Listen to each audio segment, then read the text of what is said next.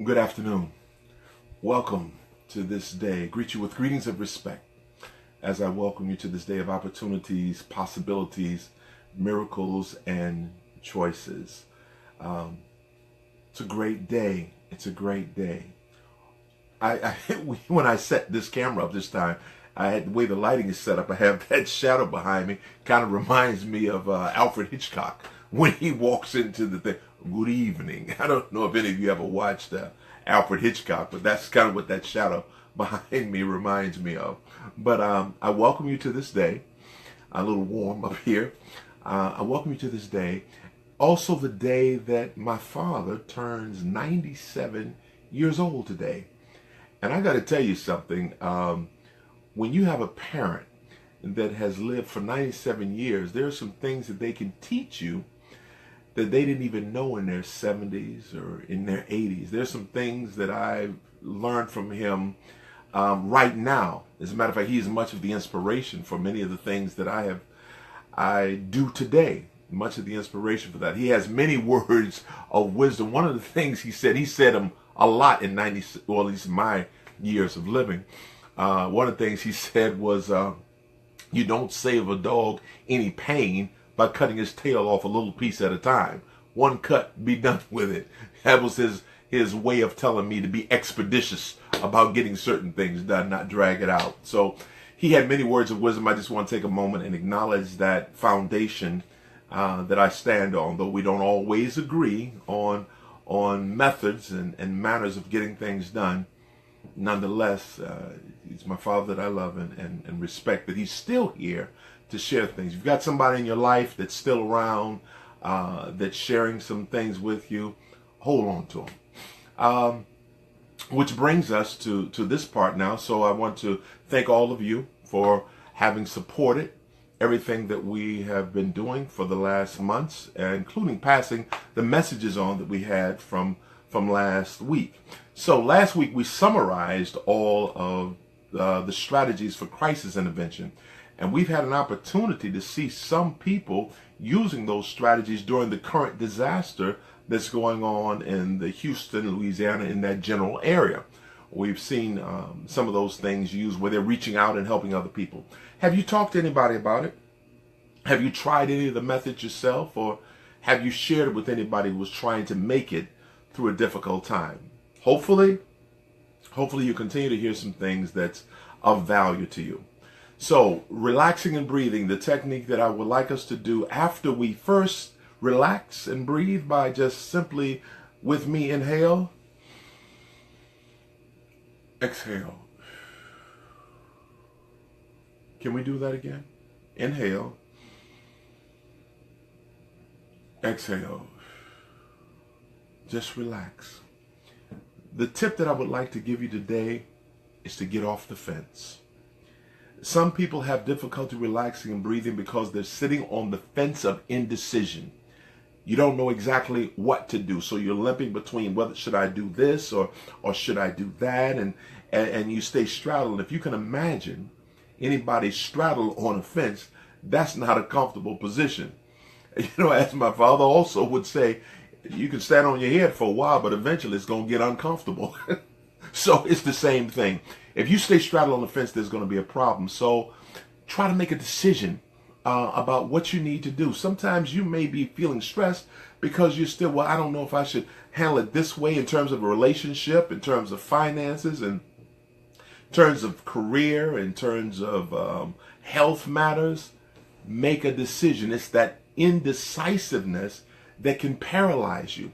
So consider what the benefits might be of staying where you are or moving on, taking a decision on one side or the other.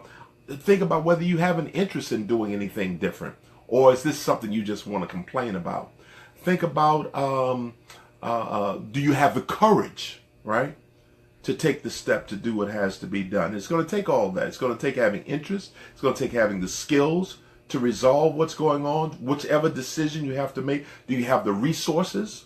Have you considered the consequences of doing or not doing something? My point is that you will find that you'll be able to relax a little bit better once you've committed to a decision, as opposed to being paralyzed by indecision. and just sitting on the fence. So in relaxing and breathing, make a decision. Decide which way you want to go. Like in that movie Training Day, make a decision. You want to go to jail, you want to go home. That's from the movie. So that's our relaxing and breathing consideration for this period. If not you, might help somebody else. And you might have a better story analogy to tie it to, or memory or something that might make it work. So your sharing it will be even more powerful. Bringing us to our mindful moment. And by the way, because this is a holiday, thanks for taking a moment out of this holiday to spend a few minutes and have a mindful moment together. Or if you listen, watch it later, that's fine. Thank you for doing that. So, the mindful moment was inspired by a great baritone singer and an inspirational speaker and singer as well. Been around for some years, has sang for every president, I think he said since Ronald Reagan, I think. He sang for all of them. He sang in many places on all the continents. And his name is Whitney Phipps. Very popular, known for the way he did the song Amazing Grace. But he had a quote that I wanted to share with you. See if I can get it right, and I have a note of it, so I don't want to mess this up.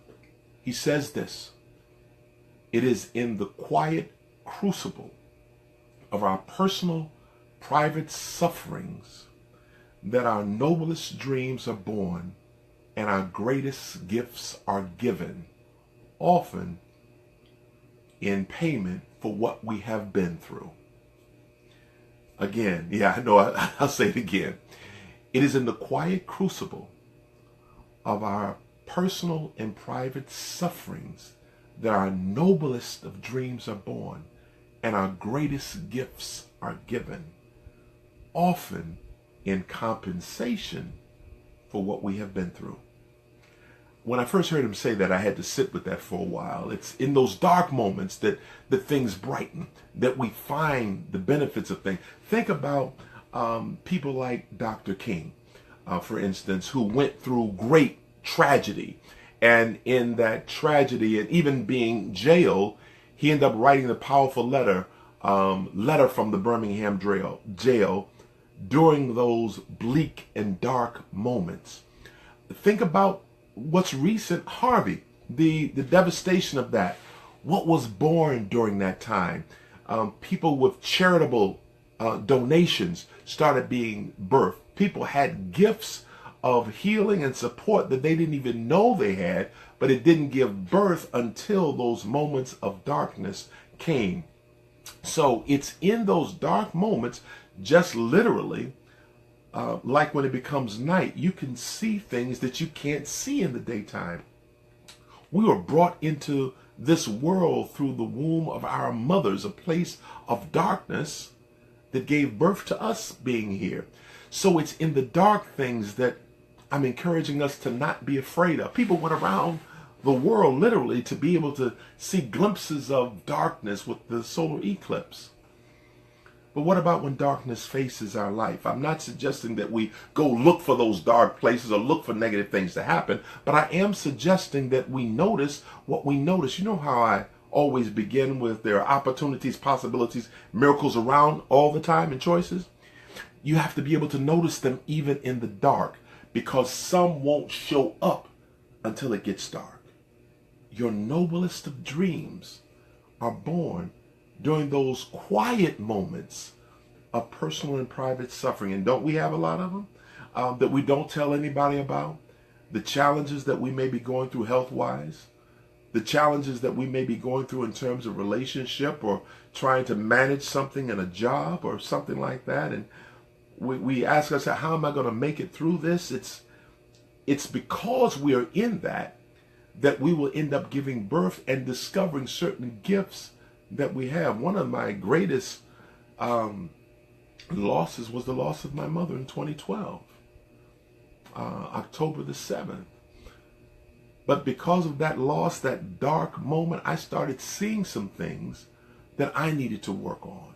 Some things that I have, that I can unleash and develop. And because of that, I will still, those of you, and I know some are tuning in who actually work in the prison systems, there are certain things that you find that when people are incarcerated, because of something negative, they discover things they didn't know they had the ability to discover. Or when you become sick and shut in, if you will, and you can't get out, you start to learn and find out about things. Man, I didn't know I had this. Or you know what I thought of during this time?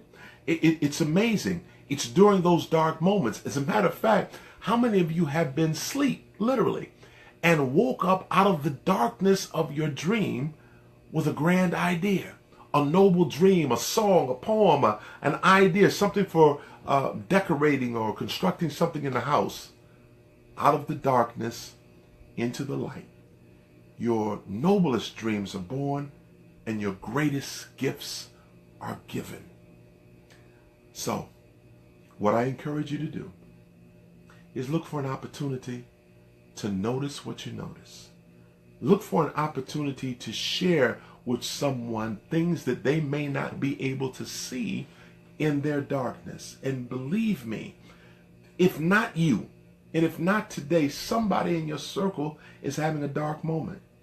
They're having a moment of personal or private suffering. I became aware of somebody just within the last 7 days who right now is in a moment of suffering because they lost someone very near and dear to them by means of suicide. Suicide and emotional devastation is happening all around you, if not with you. Look for an opportunity to share with someone the gift that they may be able to uncover because of being in that dark place. The things that they may be able to see. Look for that opportunity. Next, consider the possibility of what life would be like for you and those around you if you could benefit not only from the daylight or things are going well, but from the mindset that even when it becomes dark, you have developed night vision and you're able to see your way through difficult times. Consider what that would be like. Lastly, expect and experience the miraculous things that will happen in your journey as you become more mindful, as you develop your night vision, as you get off the fence of indecision and decide what you need to do. Experience the miracles that will unfold in your life. This message is not for everybody, but it is for somebody. Think about it, process it, put it in perspective, and proceed forward. I want to thank you so much for listening. I encourage you to be safe. Enjoy your holiday weekend, whatever you've chosen to do or to not do during this time. Be safe in your travels, and I look forward to seeing you next Monday at 12:22. Until then, with respect, travel well.